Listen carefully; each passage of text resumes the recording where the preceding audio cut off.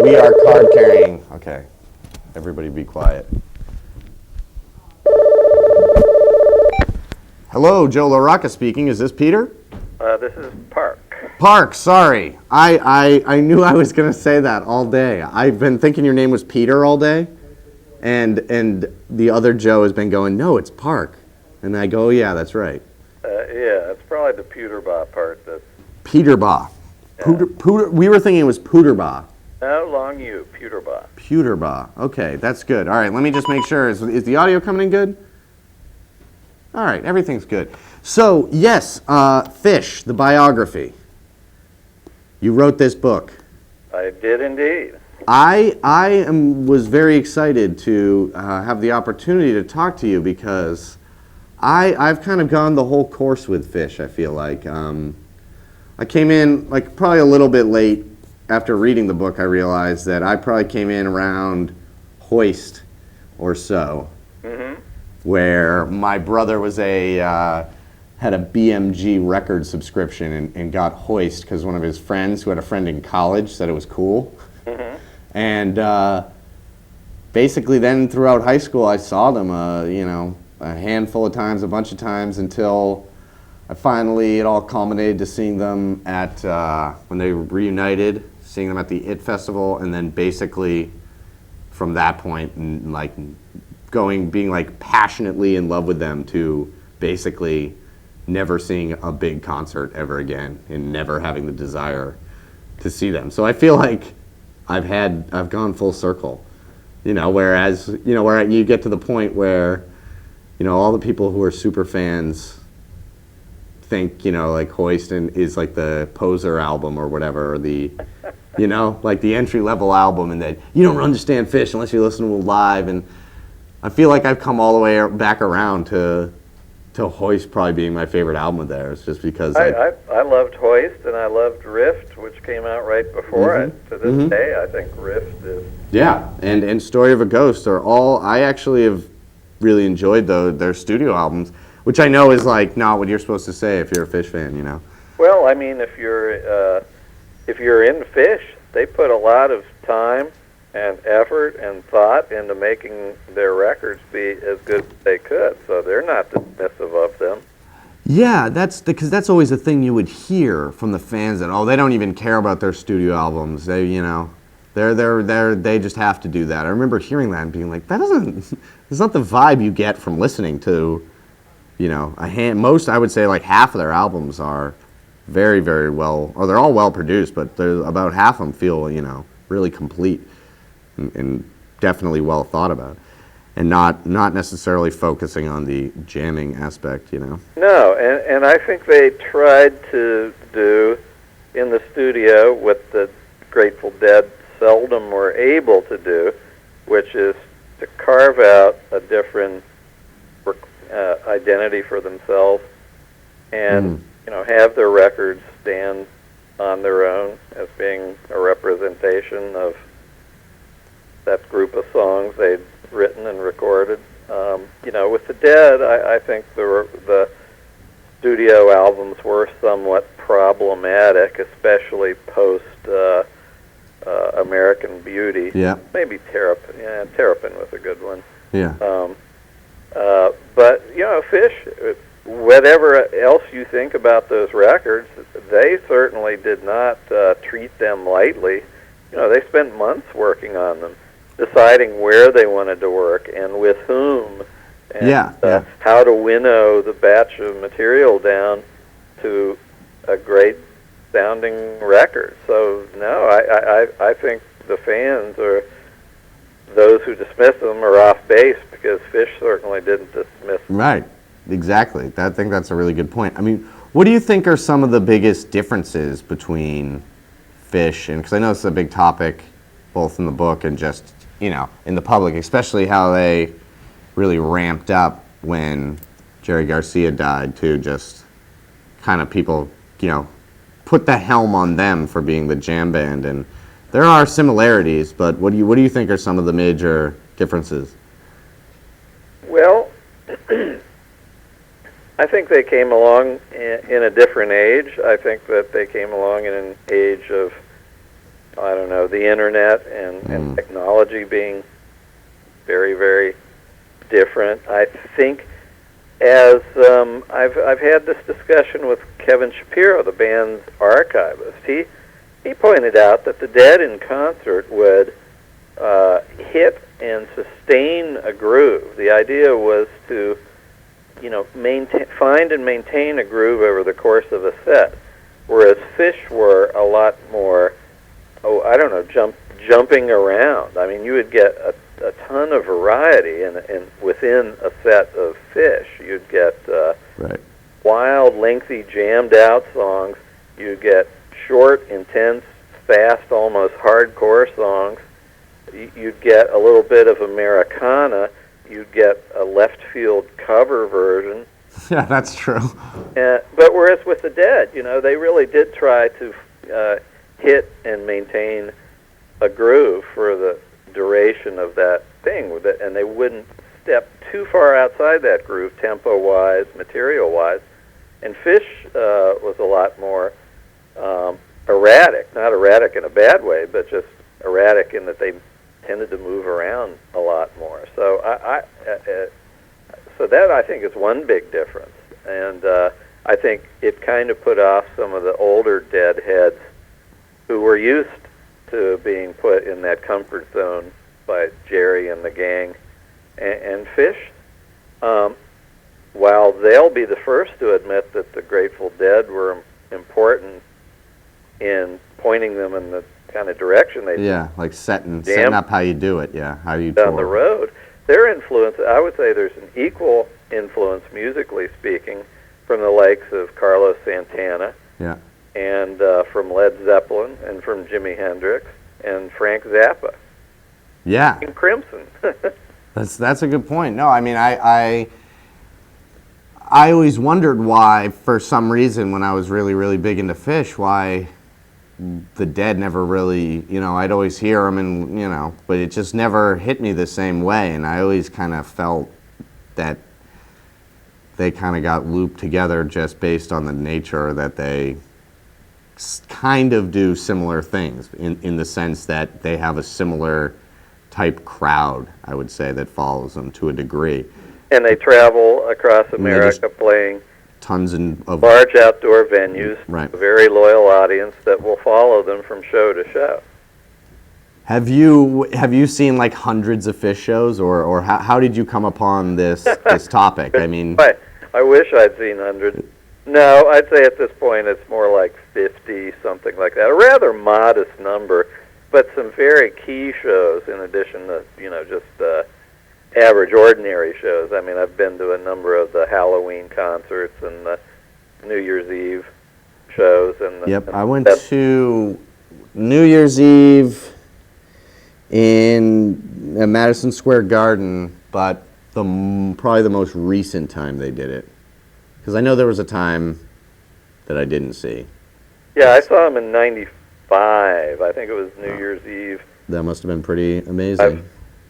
That's when they were rocking the biggest, I feel like. Classic, one of the great concerts. One of the great Fish shows. Lives very high in the lore of Fish concerts. one of those shows, I actually saw Trey solo, and it was one of the best. That was actually one of the best shows I had seen, just because it was at Great Woods, or Tweeter, or whatever the hell you want to call it, which is up here, right outside of Boston. And there was just so much energy that I remember that, and it wasn't so much about, I mean, I got really, really tired of like the parking lot scene, because by the time I think I got into them, the drug scene was pretty aggressive and kind of like, I don't know, a little bit creepy was kind of how I felt, especially at the IT Festival. It took us, it's really 9 hours away from where I live, to Limestone, Maine or whatever. Right. And it took us 25 hours to get there. Ouch. And we were, after 9 hours, we were 2.5 miles away from the campground, and it took us another 16 hours to get in from there, because there had been so much rain that they had to like put gravel and hay down on the parking spots that were like had potential of washing away. because it was turning into like a swamp. Yes. It was crazy, and I remember getting in there and just like being made really uneasy by the size of it. Just being like, wow, this is scary, and that it could get out of control, especially when you're walking around and everybody's offering you crazy drugs. It's like kind of got a little intense for me, I feel like. The band, that's one of the reasons, that was one of their strategies, and obviously maybe it didn't work so well, was to escape. They wanted to escape that drug scene by putting these festivals in the most out-of-the-way places possible, so maybe to discourage the entrepreneurial drug dealers. Right. Exactly. I mean, and I think that, and I feel bad that they get, that's, in a way, though, that fan base is very dedicated, but I don't know. I ate something, and I ate a pancake that I bought from somebody, and things started happening. Oh, you got... Everybody on the set's now looking at me. Maybe we won't talk about it. Damn, why was that pancake so expensive? That's what I remember saying. Well, I don't know. Tell you what, it's... Mom, if you're watching this, I'm joking. 95 was a turning point year, because that was the year that Garcia died. Right, so then... I really do think that some of that, the darker side of the Dead scene traveled over to the Fish scene. Yeah, because, they're, yeah. Not, Yeah. And, are they officially together still? Because I know they had some concerts recently, right? The past year, haven't they? Talking about the Dead, or no, about Fish. Oh, yes, they are. In fact, they're officially a band again now, right? Oh, absolutely. Since March of 2009, okay, did 3 nights of reunion shows at Hampton, Virginia, which and they're back, and they tour on a less hectic schedule. They're not killing themselves, but they're out there. Yeah. They're starting out their summer tour with 3 nights in Bethel, New York, which is where the original Woodstock Festival was held. That'll be cool. Wow, I have kind of a desire now to see him again. Is that right about the time I was really big into him in high school, and then when I got to college, I kind of got introduced to just so many more different types of music, and there were bands like, the Pixies or Guided by Voices or something that were able to reach what at least I felt the same like emotional level that it would take, Fish 6 to 15 minutes to get to, which is not. I know that's totally fine. That's their way of doing it. And then I found I just kind of got interested in these bands that seem to do it in like a minute and a half, and it kind of blew my mind. But then I was really turned off by them seeing them in such a big venue. I think that now and it feels like they got really tired of that too. Well, yeah, they did for sure, and I think it really wore on them. And then their final concert, which was a total disaster, was this festival in Coventry, Vermont. Oh, this is right. Well, yeah, what happened here? Tell us the story of this. And if people at home are watching, they don't know. Fish generally for how many years did they put on? Like maybe once a year or once every 2 years, they'd put on a huge outdoor festival. That's right, and this was their farewell, their final concert, and it was... What really went wrong, though? Weather was bad, right? Well, the weather was just atrocious. It had rained so much, and didn't usually rain there that time of year, but the gods must have been angry or something, because... They didn't want Fish to break up. As your experience with it, they're having to put down plywood boards for the people to walk around and figure out the parking, because the fields they were going to use were so super saturated and spongy that it was just a big muddy mess. And well, the funny thing is, they were asked, they got on the radio at the behest of the Vermont State Police and basically told people not to come, and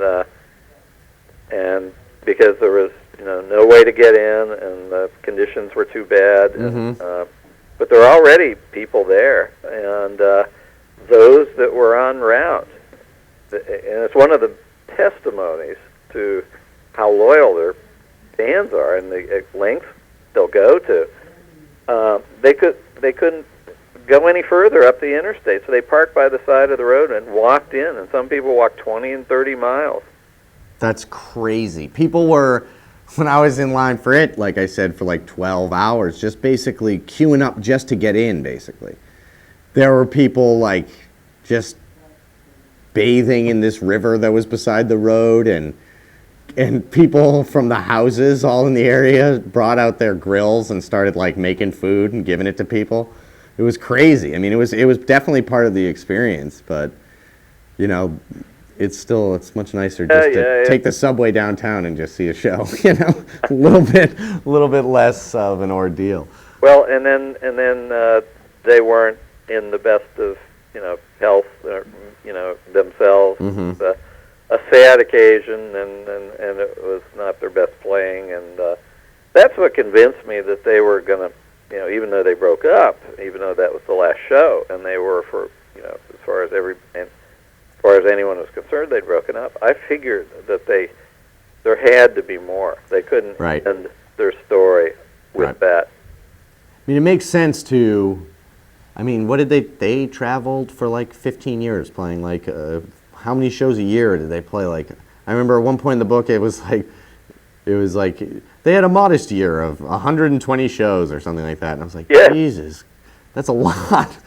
I mean, they've literally played like 1,500 shows, right?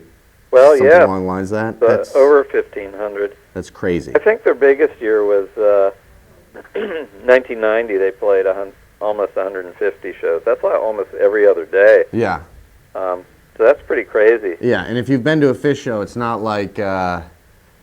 It's an experience. It's not just someone sitting around noodling on a guitar. It is a long show usually, and very, a lot of effort goes into it. It's not like definitely 2 sets, usually at least 75 minutes per set, and so by the time it's all said and done, they've played well over 3 hours, and yeah, it's amazing. That's very different than your typical rock band that comes out and does an hour and 15 minutes of... Yep, the same year when I was really into them, I went to a Dave Matthews Band show. Uh-huh. And I was in the third deck it is the Gillette Stadium now. It was Foxborough then, where the New England Patriots play. And you couldn't even see them, and they played for like an hour and 10 minutes. And I was like, this is the lamest band I've ever heard, because a few weeks earlier I'd seen Crosby, Stills, Nash & Young play, and they're all like 70 years old.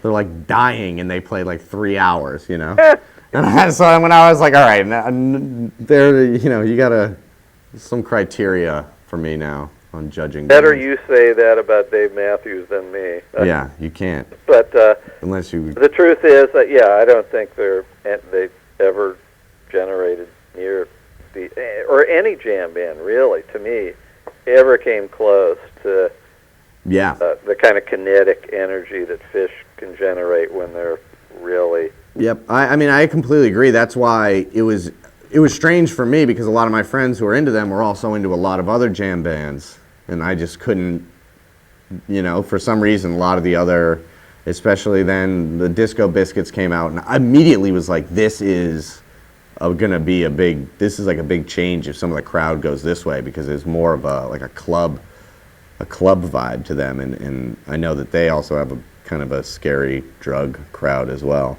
Well, Disco Biscuits is slang for street slang for. What is it? Ecstasy? Yeah, X. Well, those guys are jerks. No, I'm just kidding. I don't know. No, but I remember a friend of mine went and saw him and got kicked out because a friend of his was sick, who was just legitimately sick, and they all got kicked out, and it was scary, I guess. Anyway, that's not an interesting story. I apologize for telling it. Anyway, you live in Greensboro, North Carolina. Hmm? I got nothing. Where we're not allowed to say where people can buy this book, but if they want to get more information on it, do you have your own website? No, I don't. I've just haven't gone to the trouble to set up my own website yet. But if people put in the title of the book Oh yeah. and your name, they will find it and can read more about it. Yeah. Yeah.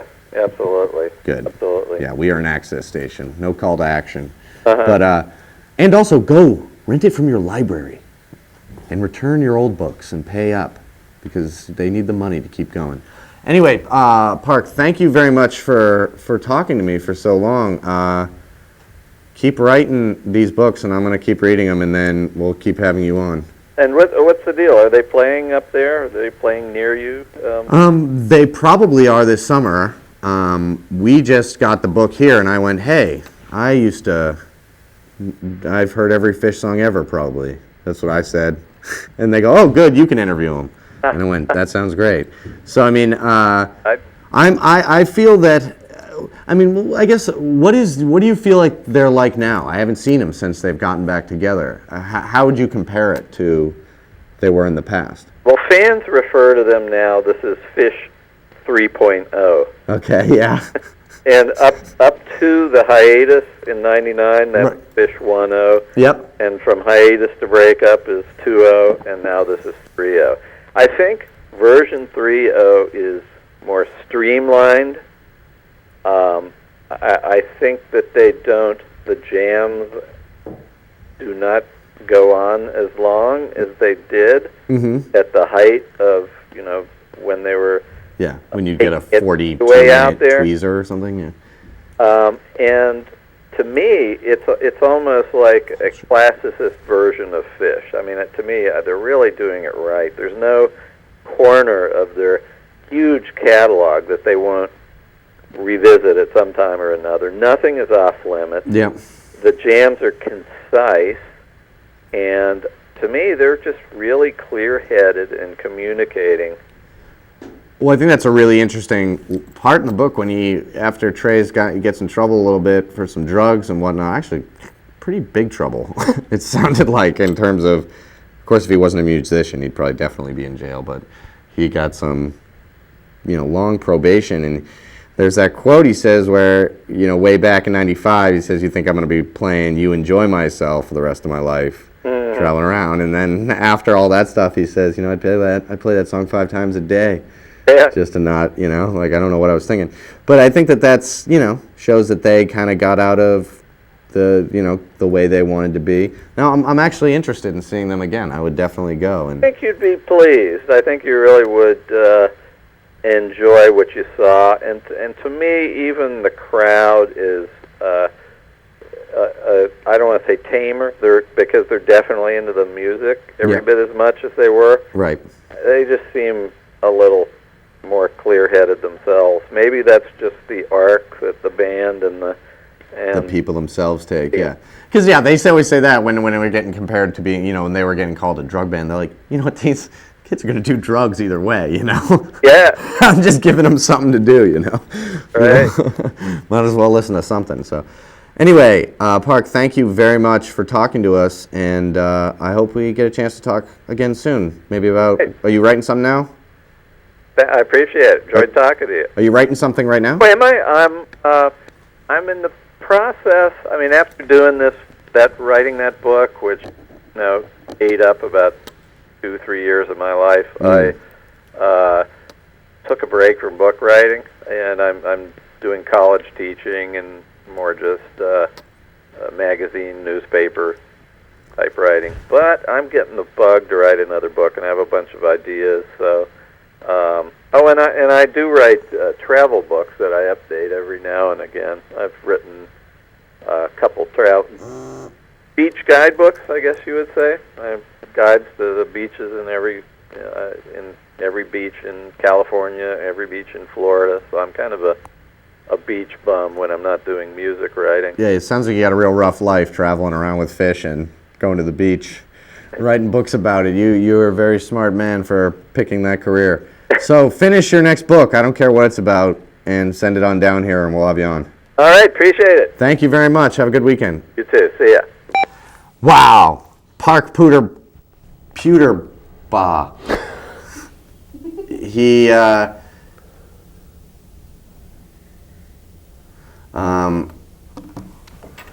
Fish. My God, Anthony, you have anything to say? No.